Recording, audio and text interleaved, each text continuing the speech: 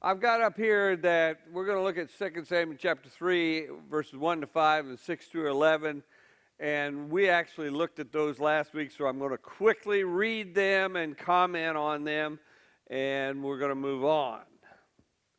There was a long war between the house of Saul and the house of David, and David grew stronger and stronger while the house of Saul became weaker and weaker. And that was that gives you a commentary on what was going on after the death of Saul. And it lets you know that David's kingship was growing, basically. And sons were born to David at Hebron. His firstborn was Amnon of Ahinoam of Jezreel. His second, Chileab of Abigail, the widow of Nabal of Carmel. And the third, Absalom, the son of Maacah, the daughter of Talmai, king of Geshur. And the fourth, Adonijah, the son of Haggith. And the fifth, Shephatiah, the son of Abital. And the sixth, Ithream of Eglah, David's wife. They were born to David in Hebron. Now, he was in Hebron for 7.5 years. And we talked about this in terms of how problems begin here as you have 6 wives with 6 sons and all that goes with that. And every mother that I know of is for her kid. So you have the beginning of issues. That all makes sense? And I talked a little bit more about that last time, but we won't go into it. Go out there and get the CD. While there was war between the house of Saul and the house of David, this is verses 6 through 11, Abner was making himself strong in the house of Saul. He was growing in strength. If these were companies instead of kingdoms, it would be like Abner was trying to take over the company that he was involved in. It would be like Microsoft and Apple or something like that. But that's what's going on, and Abner is trying to take over and get as much of a glory as he can. Now Saul had a concubine whose name was Rizpah, who the temple was named after. I'm sorry, I can only do it straight so long, and I just started.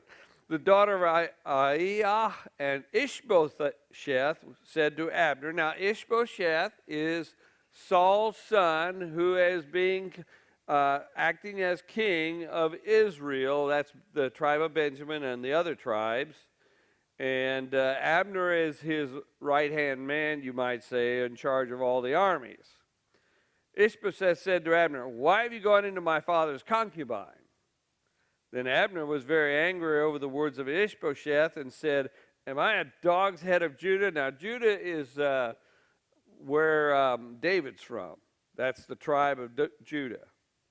"This day I keep showing loyalty to the house of Saul, your father, to his brothers and to his friends, and have not given you into the hand of David, and yet you charge me today with a fault concerning a woman." Basically, he said, who are you talking to? Are you kidding me? I've been taking care of business around here, and you too, and not turned you over to David. What are you doing? I'll do what I want to do with whatever women I want to. Basically is what he says. God do so to Abner and more also if I do not accomplish for David what the Lord has sworn to him, to transfer the kingdom from the house of Saul and set up the throne of David over Israel and over Judah from Dan to Beersheba. And Ishbosheth could not answer Abner another word because he feared him.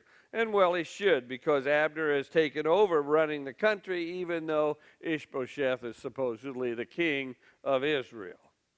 That's where we left off last time in terms of this. And basically, Abner's the real power in Israel.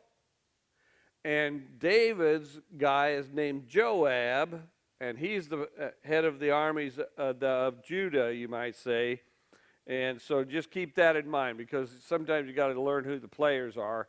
I watch things like Game of Thrones, and it's just hard to keep track of everybody that's in there. But anyway, Abner, it was the right-hand man of Saul, and Ishbosheth is Saul's son. Abner became the head of the armies and kept that. On David's side, Joab is the head of the armies that David has. There's a little bit difference in terms of Joab's power, though. Okay, we're going to pick up here at verses 12 to 16, because this is an interesting little piece here. And Abner sent messengers to David at Hebron, saying, "To whom does the land belong? Make your covenant with me, and behold, my hand shall be with you to bring over all Israel to you." In other words, Abner is doing exactly what he said he was going to do to Ishbosheth, which is, he says, I'm going to bring this together, and he's trying to work his own kind of deal here with David, and he's going to, so he can become powerful, because he can see the handwriting on the wall that David is slowly taking over and growing stronger and stronger. And you can read it in verse 1, where it says there was a long war between the house of Saul and the house of David. And so Abner's just taking care of business in terms of himself. And that's what he's saying here. He says, and he said, "Good, I will make a covenant with you, but one thing I require of you.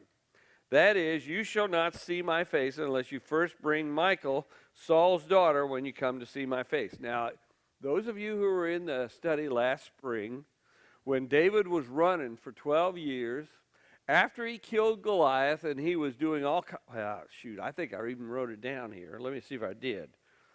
Oh, where is it? Oh, yeah, 1 Samuel chapter 18, verse 25.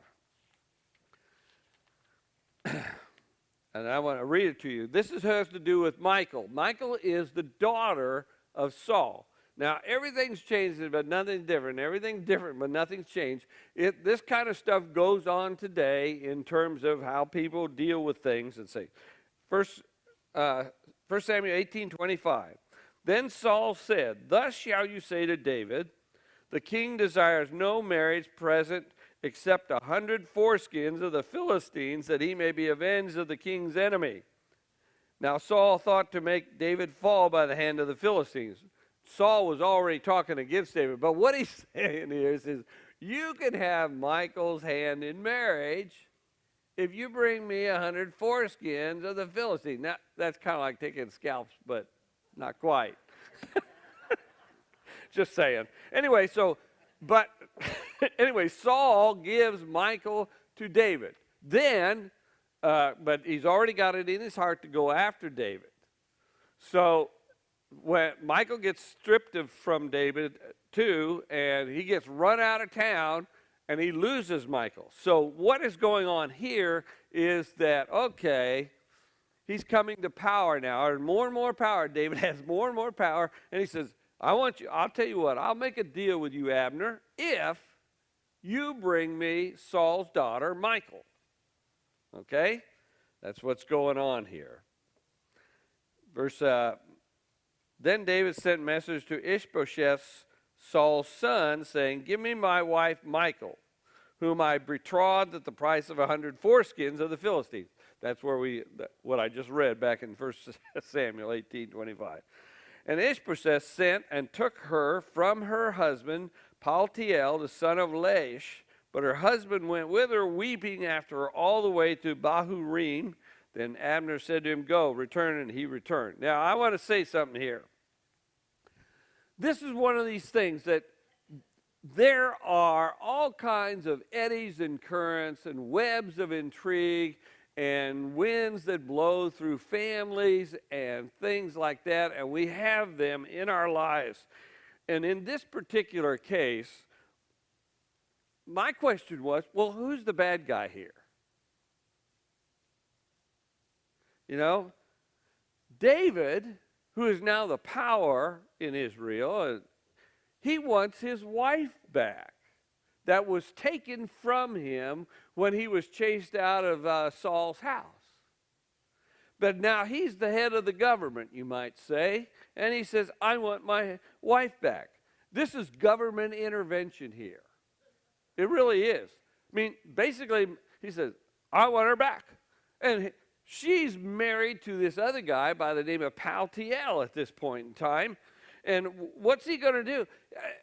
He must be in love with Michal, because they come in and says, hey, she's coming with us. and he just strips this guy of his wife. The government does this. Got it? The government, I'm from the government, and I'm here to help you. Okay.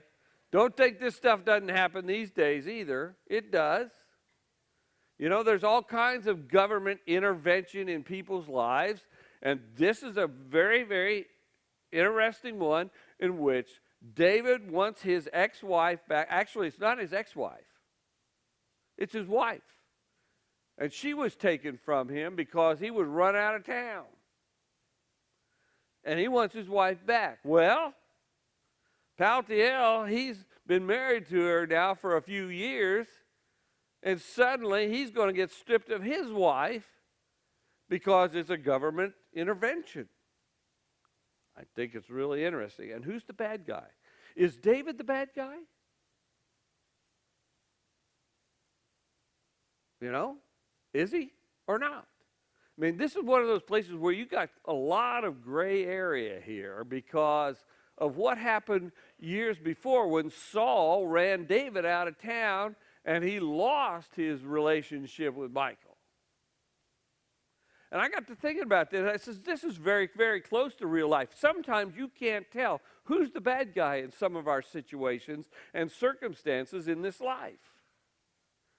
It may be that it's just life, you know?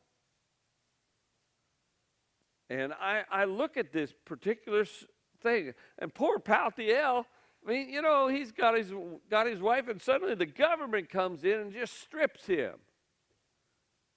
Don't think the government can't do that. You know?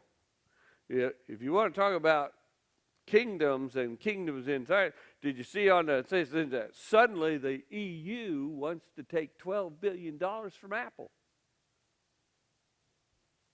That's one kingdom attacking another kingdom in this world right now. They just don't wear knight's garb and stuff like that. But that's exactly what's going on, is Apple is being attacked by the European Union because they have a favorable tax system in Ireland where they are. Don't tell me the government intervention isn't around here and things don't happen. Because that's one of the things is, if there's anything bad here, it's the government intervention in people's lives. But I wouldn't call David the bad guy in this. He's just wanting his wife back that was taken from him, and he's finally in a position where he can actually go get her. Now, I'm not sure about his choice of women, because she's not particularly good for him, but, you know, it's just going on there. So anyway, that's, I look at this stuff and it says, this is all taking place, by the way, in a 2-year period with Ishbosheth, because that's the only time that he was a king. Okay, verses 17 to 19. And Abner conferred with the elders of Israel, saying, for some time past you have been seeking David as king over you. And he's going back and he's talking to all the people of Israel that Saul's kingship was over. And he says, hey, you've been seeing what's been going on with David for quite some time here. You see that this guy is pretty good at what he's doing in terms of his kingship and taking care of business around here and taking care of our enemies. And that's what Abner's doing right here. He says, for some time past, you've been seeking David as king over you. Now then, bring it about. For the Lord has promised David, saying, by the hand of my servant David, I will save my people Israel from the hand of the Philistines and from the hand of all their enemies. In other words, he's talking to these tribes. There's 10 tribes out there besides Benjamin, which was Saul's tribe, and Judah, which was David's tribe. And he says, listen, we know the prophecies. We know that Samuel anointed him because I had to become common knowledge. You've seen what he's done. We need to get behind this guy and elect him king, basically. Now, we know this, I know this, and just from reading this, Abner is feathering his own nest. don't you think? That's what he's doing. Hey, he's doing that. And I want you to remember one thing about David. David is a man after God's own heart, but not the rest of them. Not the rest of them. So keep it in mind. But God is with David. That's why he has success. Everything he does is because God is with him. Because he chose him. So anyway, Abner's going on here about this and saying, hey, Abner also spoke to Benjamin. Now, when he says Benjamin, that's the tribe of Benjamin. And then Abner went to tell David at Hebron all that Israel and the whole house of Benjamin thought good to do. So he goes to see David and says, they want to join with you. They want you as king over them too. Got it? And that's what's going on. This is an alliance of power. Abner's feathering his own nest at the same time. Humanity is working here. The government is being consolidated. And Abner's working a deal, and he's taking care of himself. That's what's going on. Hey, we got all these politics going on now and everything. Do not think that there aren't things going on behind the scenes on both sides of this stuff, and this is real humanity, and I am not hearing any candidate out there talking about God at all. Are you?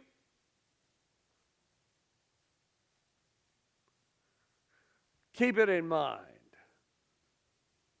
Everything's different, but nothing's changed. And keep it in mind. Verses 20 to 25. Now remember, Abner was the one, he was with Saul. But you remember last week we talked about a battle between Abner and Joab and that bunch, and they came together. Do you remember that? And Abner killed Joab's brother.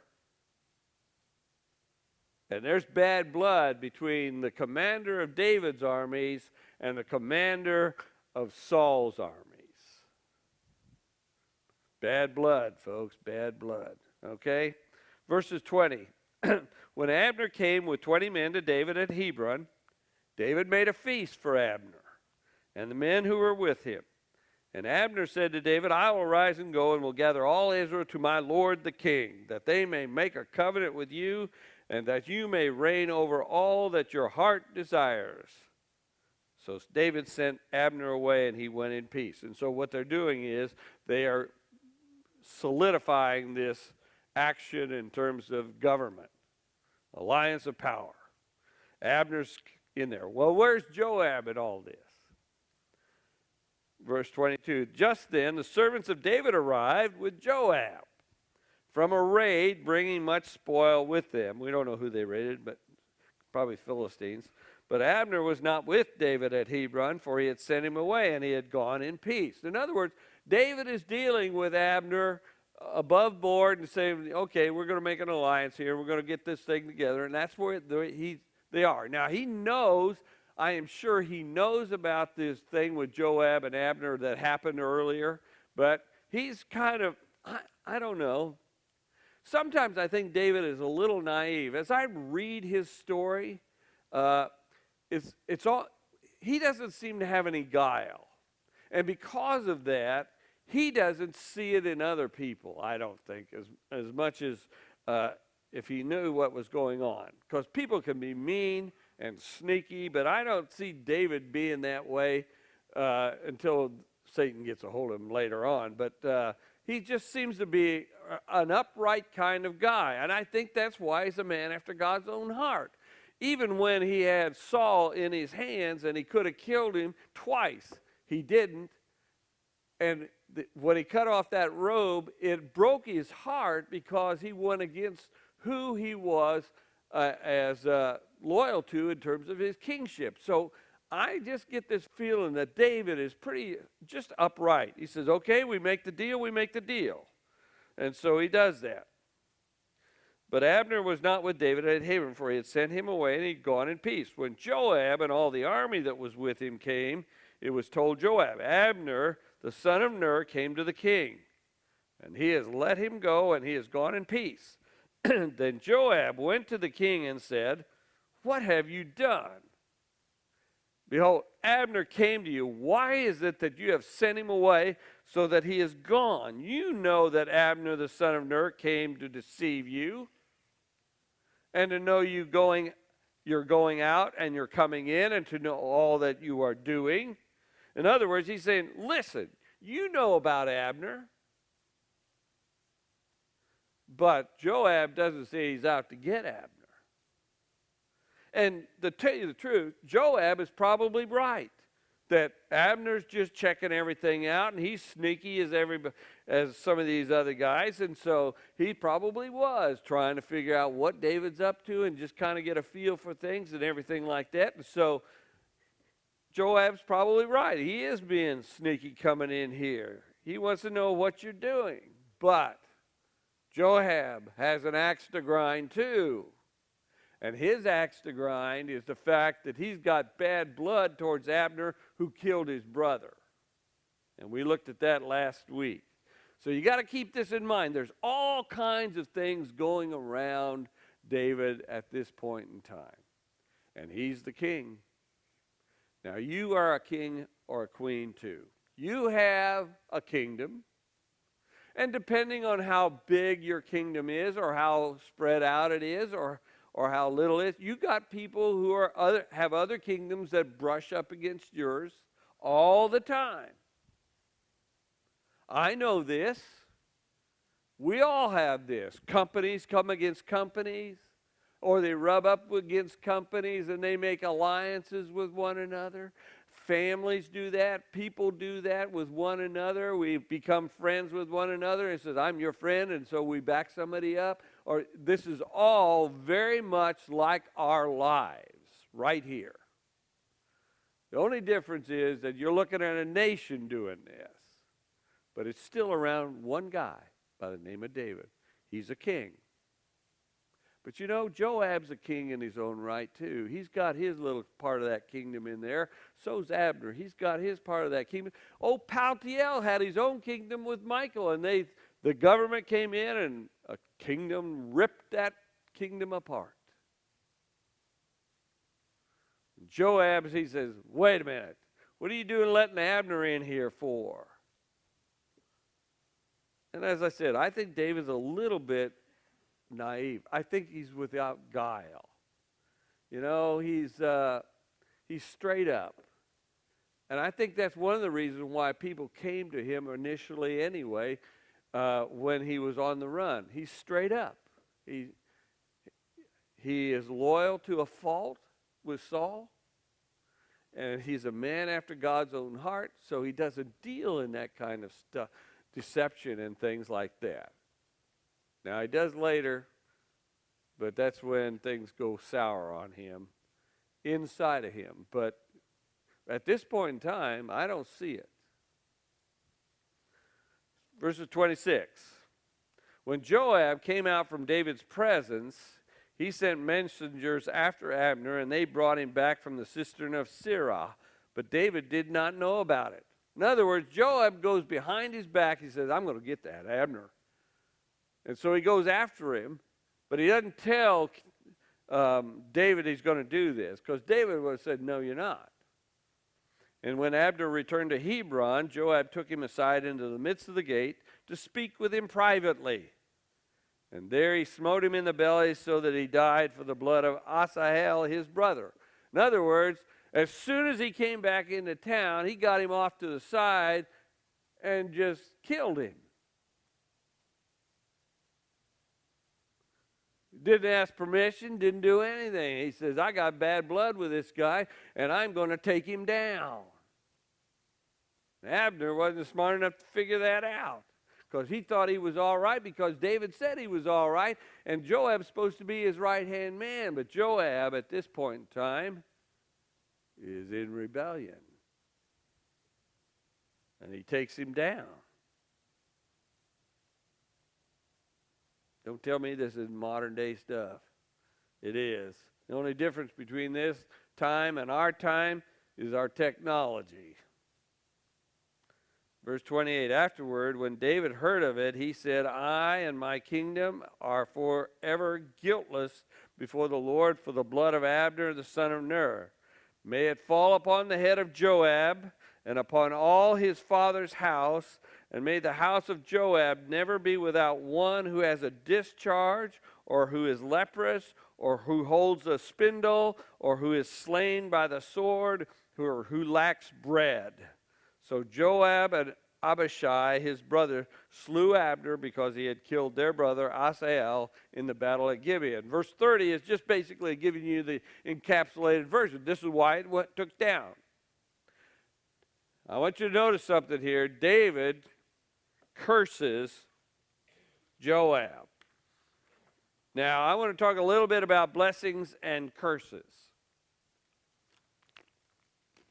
Anybody here ever blessed anybody?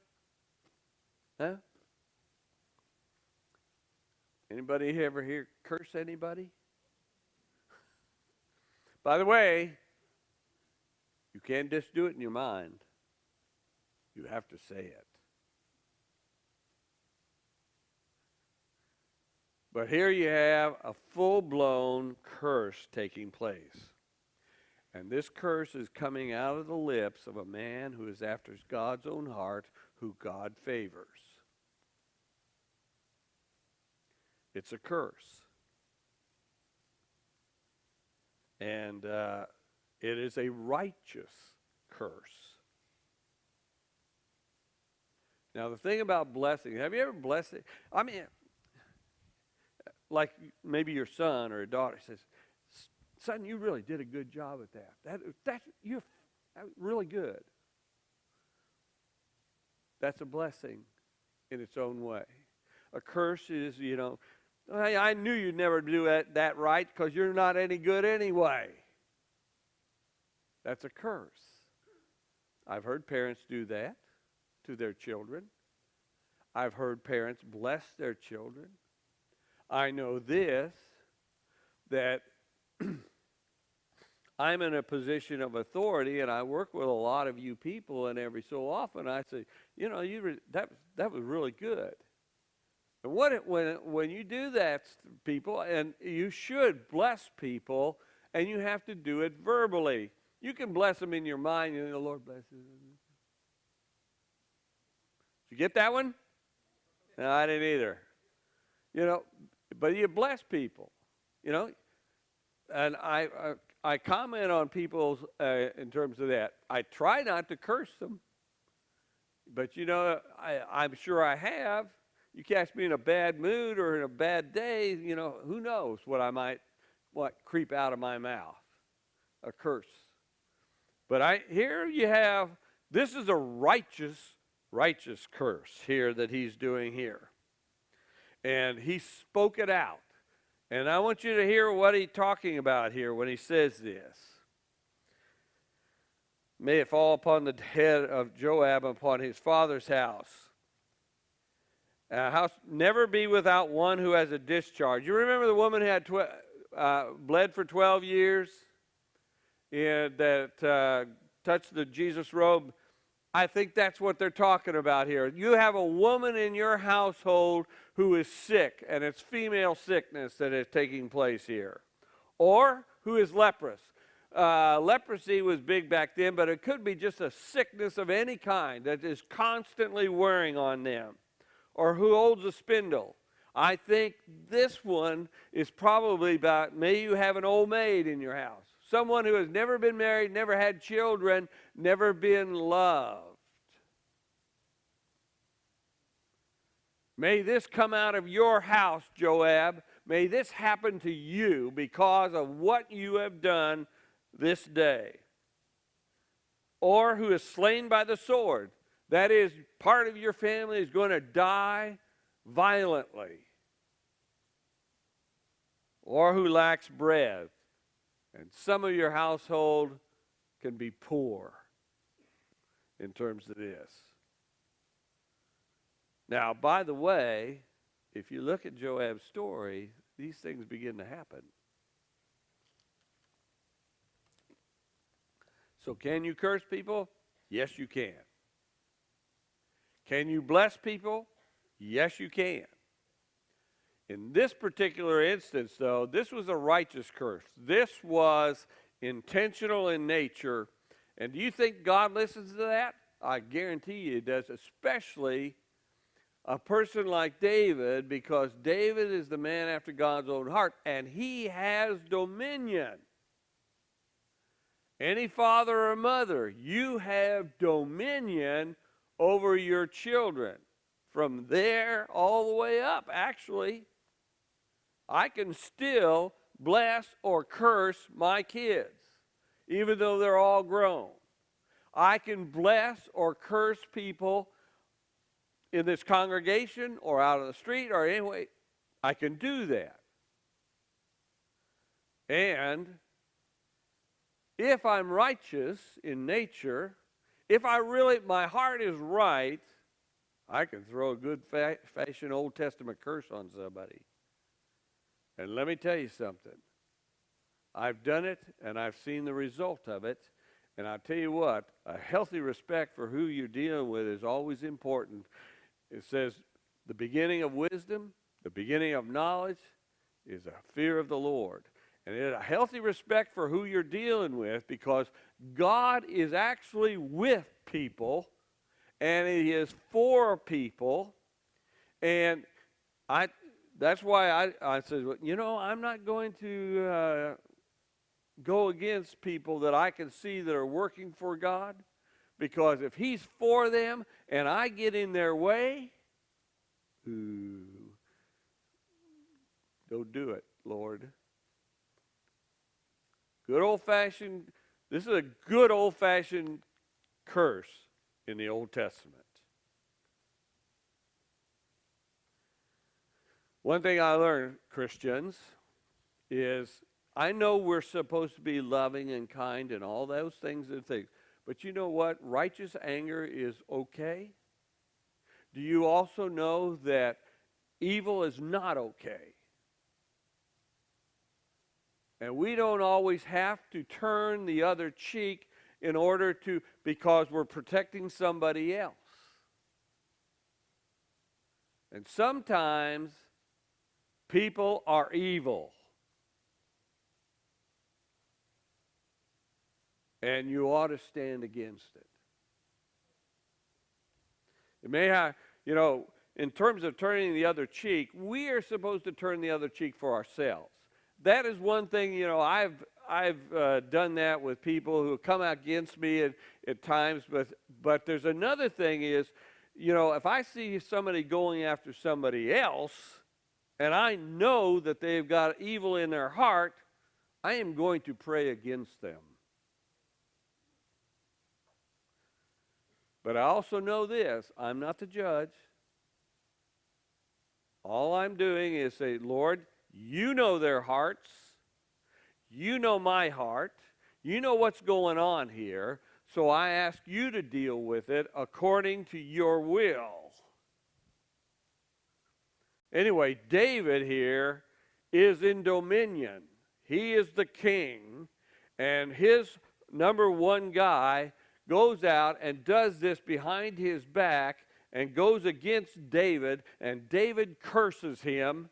And let me tell you what, that curse comes down to play in his family later on. Galatians chapter 5, I think it is, 5 and 6. God is not mocked. Whatever you plant comes up. By the way, David, down the road, goes against God and displeases God terribly. And God tells him, he says, you're forgiven, but you are going to suffer these kinds of consequences because of your actions. And we'll look at that a little later on. But one of the things is we're looking at David here, he's a man after God's own heart. And I'm going to tell you once again that what that means is that's loyalty. We call it faithfulness, but he is loyal to God. He is loyal to a fault with his life because he was loyal to Saul because Saul was the king. And he says, I will not act against my own king. And he was loyal. And we walked through his life, and there were 2 or 3 times when he was grieved in his own heart because he went against Saul. And when he found out that other people went against Saul, he had them killed. Loyalty. That is God's issue.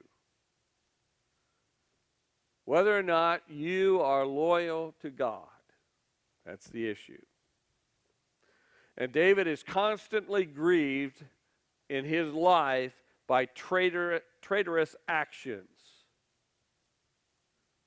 He gives honor to people.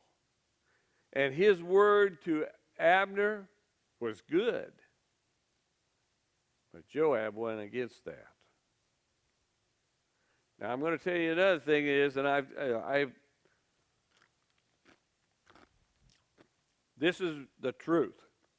And this is true of all of us. The way you see the world is the way you judge the world around you, and that's how you judge people. But it is not the way the world is. The way you judge is the way you are. And David judges in terms of loyalty. And that's the way he is. As he judges, as he sees the world, so is he. And so are you, and so am I. As I see the world, that's the way I am. It's not the way the world is. It's the way I see the world. It's your viewpoint. It's actually your judgment. That's why it says in the Sermon on the Mount, don't judge. By the way, it's not saying anything about judging people. It's saying don't judge, because with the way you judge is the way you're going to get it back. And what that means is that has nothing to do with people. That has to do with how you see the world. The way you judge the world is the way you are, not the way the world is. You know, I am amazed at the difference in viewpoints in politics, because I know this, that the way those that are on the right see the world is not the way the ones on the left see the world. And the truth is, the way the ones on the right see the world is not the way the world is. It's the way they are. And the ones that are on the left, they see the world. It's not the way the world is. It's the way they are. In order to see truly, you've got to let the Bible become your lens. You've got to let God work in you to such a way that your lens become, you never judge. You let the lens judge that you have. Now that is a lifelong job, to try and get yourself out of yourself and let God work through you. Okay, anyway. So he curses Joab here. Verses 31 to 39. Then David said to Joab and to all the people who were with him, rend your clothes and gird on sackcloth and mourn before Abner. And King David followed them there, and they buried Abner at Hebron. And the king lifted up his voice and wept at the grave of Abner, and all the people wept. And the king lamented for Abner, saying, should Abner die as a fool dies? Your hands were not bound, your feet were not fettered. As one falls before the wicked, you have fallen. In other words, he was judging Joab, and those words speak right there. And David is grieved in his spirit because this took place, this treachery took place under his watch.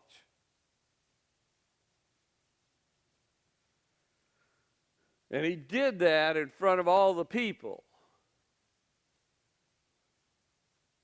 I think this is one of the reasons why David was loved so much, is because you knew he was upright. He's not without sin, but he was upright. He was a man after God's own heart. You could see it in his actions and the way he treated people. All the people wept again over him. Then all the people came to persuade David to eat bread while it was yet day, but David swore, saying, God do so to me, and more also, if I taste bread or anything else till the sun goes down. And all the people took notice of it, and it pleased them, as everything that the king did pleased all the people. In other words, they were watching him. By the way, somebody's always watching you too. But they were watching him. They were watching how, whether or not these were crocodile tears or whether this was real grief. And he was grieved because of the treachery that was involved in the death of Abner.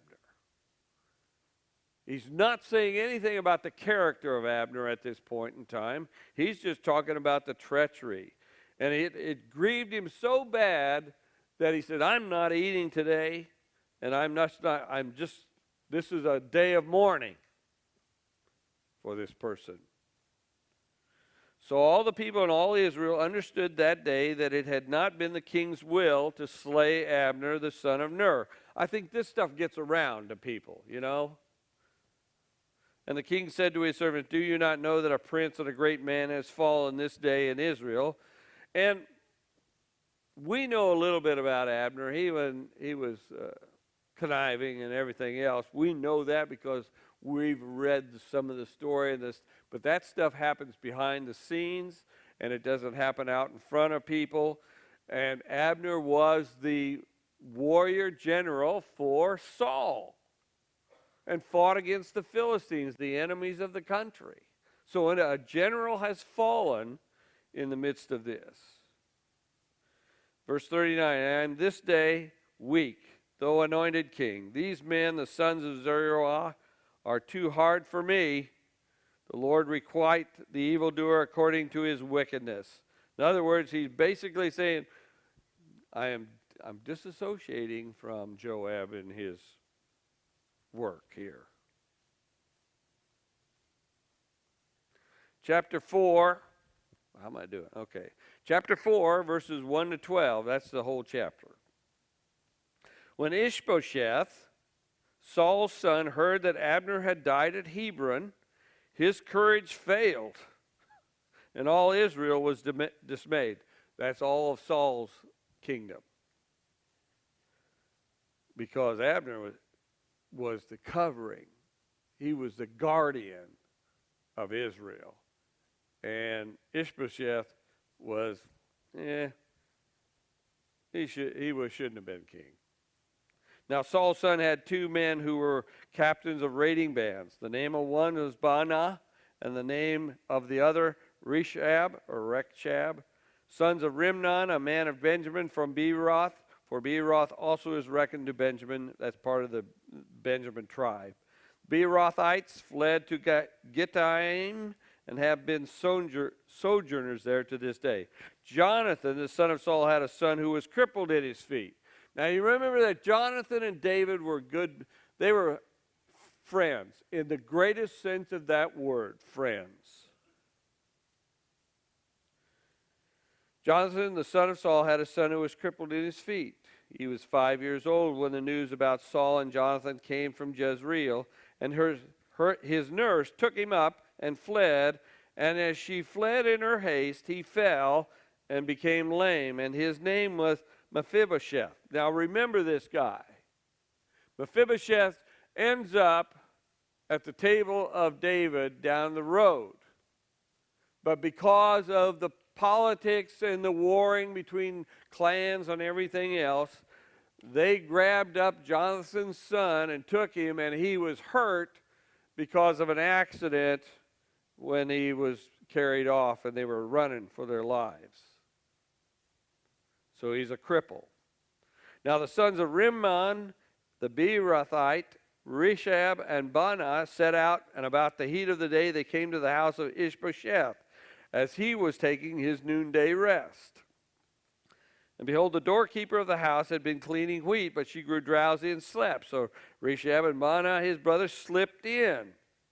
When they came into the house as he lay on his bed in his bedchamber, they smote him and slew him and beheaded him. In other words, what is happening is when Abner went down, the tribes of Israel were going to be joining up with David. And one of the things that always seemed to happen is you destroy the house of your enemy. And what I mean by house is not the building, it's the family. And so they killed him. They took his head and went by the way of the Arabah all night and brought the head of Ishbosheth to David at Hebron. As they said to the king, "Here's the head of Ishbosheth, the son of Saul, your enemy, who sought your life, and the Lord has avenged my lord the king this day on Saul and all his offspring." Remember about David, his issue is the same as God's. It's loyalty. But David answered Rechab and Baanah, his brothers, sons of Rimmon the Beerothite, "As the Lord lives, who has redeemed my life out of every adversity, when one told me, 'Behold, Saul is dead,' and thought he was bringing good news, I seized him and slew him at Ziklag, which was the reward I gave him for his news. How much more, when wicked men have slain a righteous man in his own house upon his bed, shall I not now require his blood at your hand and destroy you from the earth?" And David commanded his young men, and they killed them, and cut off their hands and feet, and hanged them beside the pool at Hebron. But they took the head of Ishbosheth and buried it at the tomb of Abner at Hebron. Once again, David, his issue is loyalty. You could call it faithfulness if you want to. And he's a man after God's own heart. And if you don't get anything else out of all this story about David, this is why David's house was the house that the Messiah was going to come out of, because he was loyal to God.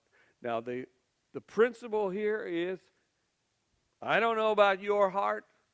I know about my heart. But if I'm loyal to God, he's loyal to me. If I'm faithful to God, he will be faithful to me. And if I'm faithful to God, I'm going to be faithful to the people that I am in relationship with, no matter how that relationship works. That's what David was saying. He says, I was the king's servant because he was king of this world, our nation. And I would not lift my hand against the king. I am loyal. And every time this stuff happens, he takes him to task over it. He says, you have been disloyal to your king. When you killed Ishbosheth, you went into his house and took him down. David constantly deals with treachery. And he does it with justice and vengeance. Yeah. So this is, it's a principle for living. If I want to be God's man in this world, faithfulness is the issue. Faithful to God. Do not go after other gods. Do not go after, make other things the priorities in your life. Make sure that that relationship with God is the priority in your life. And all the other stuff kind of falls around you in terms of how that works. And that's what we were looking at in terms of David's life. And that is not about church. That is about you and your relationship with God. Period. How is your heart in terms of this kind of stuff? Now, we're going to see David, and he's going to be a sinner of great caliber in terms of his sinning. But in the midst of all that, he is still a man after God's heart. And it is because of that relationship that he does find forgiveness. And he does find that God loves him. Doesn't mean everything goes well for him, but it does mean that God is for him. Okay. Chapter 5. Now, we looked at chapter 5, and I'm going to kind of bring this along here. Chapter 5, verses 1 to 5, is kind of what I looked at last week at the beginning. It's the encapsulated version of his life. Then all the tribes of Israel came to David at Hebron and said, "Behold, we are your bone and flesh. In times past, when Saul was king over us, it was you that led out and brought in Israel. And the Lord said to you, you shall be shepherd of my people Israel, and you shall be prince over Israel." So all the elders of Israel came to the king at Hebron. And King David made a covenant with them at Hebron before the Lord. and they anointed David king over Israel. David was 30 years old when he began to reign. He reigned 40 years. At Hebron he reigned over Judah 7 years and 6 months, and at Jerusalem he reigned over all Israel and Judah 33 years. Now, a couple of things about this, and I'll just restate it. He becomes king at the age of about 38. Okay? If he had 12 years of trouble that he was traveling, we don't know for sure exactly, but he became king at the age of 30. So all the trouble that happened before then, he became king at over everything at the age of 30. He was in Hebron for 7.5 years. We heard about the 6 women who had sons, right? So we know that he got 6 kids during this 7.5 year period by 6 different women. We know that Ishbosheth has been killed, and all the tribes of Israel have now come together under David while he is reigning at Hebron. Okay? So at the age of 38, thereabouts, he becomes king over all of Israel. Now, he hasn't got Jerusalem yet, but he becomes king at the age of 38. One of the things that we're looking at, he is in midlife at this point in time, folks. Midlife is a scary place to be, between the ages of 35 and 50, and it's going to get him into trouble, and we're going to look at this in terms of this. Verses 6 through 12. And the king and his men went to Jerusalem against the Jebusites, the inhabitants of the land, who said to David, "You will not come in here, but the blind and the lame will ward you off," thinking, "David cannot come in here." Nevertheless, David took the stronghold of Zion, that is, the city of David. And David said on that day, "Whoever would smite the Jebusites, let him get up the water shaft to attack the lame and the blind, who are hated by David's soul. Therefore it is said, the blind and the lame shall come into the house." And David dwelt in the stronghold and called it the city of David. And David built the city round about from the Millo in. And David became greater and greater, for the Lord, the God of hosts, was with him. This is where he's becoming a great and powerful monarch, basically a king. And what he's been doing over these years is he's been putting together things. He has always been loyal. He's always been faithful. He's been for his people, his men. He's a shepherd of the people of Israel. He takes care of them. And he has been doing this for years and years and years. And he has led them with a steady hand. You need to hear that, because in terms of our lives, this is one of the things that's very important. A steady hand. You are the king or queen of your kingdom. How do you rule in it? You know, and one of the things that you have to, what is my relationship with God? Am I a man or a woman after God's own heart? Am I or not? Am I running what I have, I'm responsible for, with a steady hand? Am I for the kingdom? This is where you're for your spouse, you're for your kids, you're for anybody that works for you, anything you're responsible over. You become king over those things.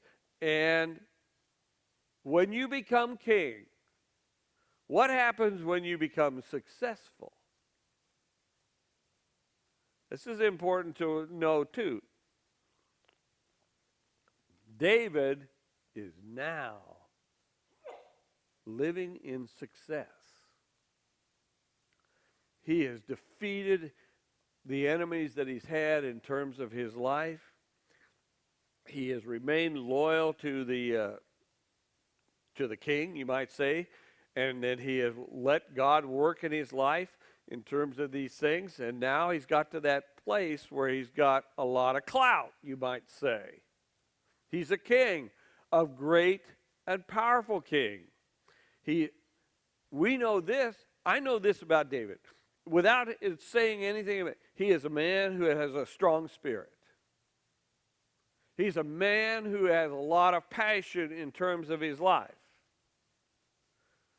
And now he's become successful. For every person who can handle travesty and suffering and everything else, for every 100 that can handle that stuff, one can handle success. Very few people can be trusted with this kind of power that he has in his hand at this point in time. That old saying, power corrupts, and ultimate power corrupts ultimately. Well, let me tell you something. We have that stuff going on in this country. We have that stuff going on in the world all the time. We also have us to look at. For all of us, we all have kingdoms. You are the star of your life. The rest of them may be bit players in your life, but you're the star of your life, and we all have kingdoms. What happens when you become successful? That is, things go your way. Well, what begins to happen that time is then there become unique forms of temptation that come your way. And we're going to be looking at it because the more successful, the more clout you have, the more of everything that you have in terms of taking care of people, the more that you drive in traffic. Tightrope walkers, do you know how those people that got way up in the air and they're doing that stuff? You know how they start? They start with a rope down on the ground almost, because you got to learn. And when it's low, you can fall off a dozen times and it won't hurt you. But they keep raising the thing and the higher it gets, the more you better pay attention, because that fall won't just break your bones anymore. It'll kill you. And one of the things that happens is the more success you get in this life, the more you're going up in terms of that, the higher the tightrope is that you're walking on. And his business was a success at this point. And he's driving in traffic. Boy, he's really driving. But his family's going to be a mess. His family is going to be a mess. He's doing a good job of running the kingdom, his business. And those two things you need to think about, job and family. Your business and your family. And things don't go well for him in terms of family. Okay, verses 11 and 12, this is where the success shows. And Hiram, king of Tyre, sent messengers to David and cedar trees, also carpenters and masons who built David a house. This is in Jerusalem now. And David perceived that the Lord had established him king over Israel, and that he had exalted his kingdom for the sake of his people Israel. Now you need to take note of that, and I'm going to stop with this stuff because these two things. All this time David is going, and he's been in relationship with God constantly. He's looking for God, and we've gone through this stuff, and he'd say, what do I do now, Lord? What do I do now? And then he would do whatever God told him to do. And that's basically like you or me. When we're in prayer, we say, I need to figure out where to go with my life in terms of this circumstance or this situation. And he's doing that, and he has been doing that for years. That's relationship. And he does what God wants him to do. He does that. In other words, he is faithful to God's leading and according to God's will for his life. And so he does that. And he's been doing it for years. Through all the bad times and now the good times. And here it comes. And it says in verse 12, and David perceived that the Lord has established him king over Israel. He came to the realization, God put me here. God made me king. God gave me all this. He perceived that God, that the Lord had established him as king. In other words, he came to the realization, all this success that I have, everything that God has given to me, he did it for the sake of the people that I'm over. And he takes care of that in terms of that. But at this point, I think that verse is really important because he came to the realization. It's the great aha, you might say, says, my God, I have all this, and God gave it to me suddenly. I understand. And he gave it to me to make sure that my people are taken care of. I think there's a place in terms of our lives as well where we can come to that kind of perception. You know, God has been with me all my life. Sometimes I'm more aware of it than others. But I know this, he has given me everything that I have become king over.